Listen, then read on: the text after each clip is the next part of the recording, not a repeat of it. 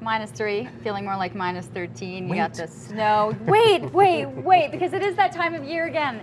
To raise a glass and toast your family and your friends. There are many local breweries that are out there, and they're all coming out with new ones. We've gone through all of the different seasons with their winter ales, and a great way to be able to break it down, what you're looking for, what we should kind of designate with each of our different meals from Beerology. We have the author of Beerology, Mirella Amato, but who is also a master cicerone. So, did I say that right? That is absolutely correct. What is that? A master cicerone is like a master sommelier would be in the wine world, but in the beer world. And to get this certification, it's actually a 14-hour exam about beer, if you can believe that's possible. Oh, I cannot. A dream job for a lot of people. I think I've had beer for 14 hours. I just don't think I could do an exam about it for 14 hours. And how many of those cicerones are in Canada? I am the only one in Canada right now, and there are 9 of us And total. you're right here in our studio. Wow, that is amazing. Wow. So who else would write a book called Beerology?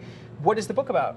The book is really an introduction to beer. What I've noticed in the past few years, because I do a lot of guided tastings, I talk to people about beer, is that there are so many people out there who are curious, they've noticed the selection, but they're not sure where to start. So this is really an overview, in a very straightforward fashion. It gives you all the information you need to confidently navigate a beer selection, and then a little bit of some tips on how to have fun with it. So beer tastings, beer and cheese pairing, beer and food pairing, even some beer cocktails. But it's not necessarily a beer recommendation, because you want to be able to break it down so that each person finds their own palate.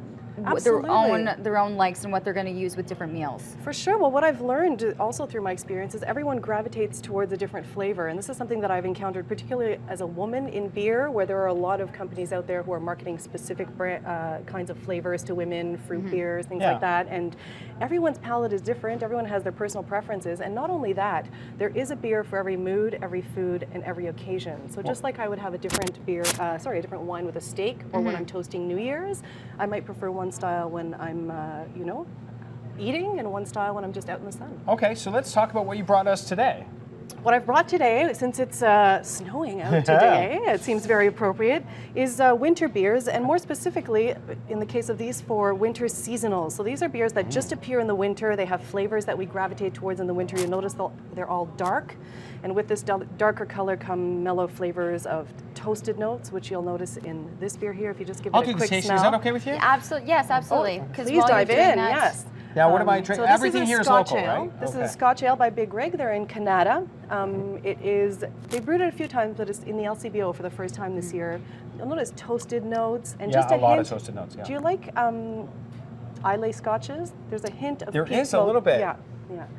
I love how she said there's a hint of peach. And she knows, and I'm like, it is in there. She figures it out. There's the peat in there. This is Brasseur du Temps, Messe de Minuit. This is another delicious thing that comes out around the holidays, which is spiced beer. You want to try this you one? want to just This one's got a give it a lot of... smell I'll at go with least. this. You'll notice Oh, there's no, I'm good. I just was giving you the... star anise, cinnamon, nutmeg, So clove. a lot of the season that almost like a lot of things you'd find in a mulled wine almost, right? Yeah. Why have a cookie when you can have one of these? Well, that's it. It's That's how I almost feel. there's that sweetness. Well, there's not a sweetness, but you can feel the warmness. Is that right? Like the warmness of That's a cider or like a coming from, cinnamon Right. in there. That's coming from a higher alcohol content, which is also typical of these beers. Oh, that's good. This is a Russian Imperial Stout by Beyond the Pale. They're local that's a here. dark beer. This Okay. is one of my favorite styles for the season. It's dark, it's roasty, and it's got like a hint of smoke, which is delightful. Oh, that's Okay, you good. finish this one and I'm going to do Also one higher more. alcohol. Let's talk about And Bose. This is a Bose seasonal, and this is a more unusual style for the season. You'll notice mint notes.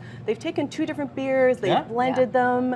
There's a little bit of tartness in that beer, and this is one of a series that they do once a month release. You're going to love this one They're too, because I know ambitious. you They're love Bose ambitious with too. that. I do love the Bose, and then Clock Tower, fantastic as well. Listen, I can get this anywhere, right? Absolutely. I have on my site, beerology.ca, instructions on where to find an indie bookstore near you that carries it. If not, Chapters, Amazon, Indigo, iTunes. Thank you. Mirella Amato, thank you very much. We'd love to have you back and talk more about beer, but we are out of time.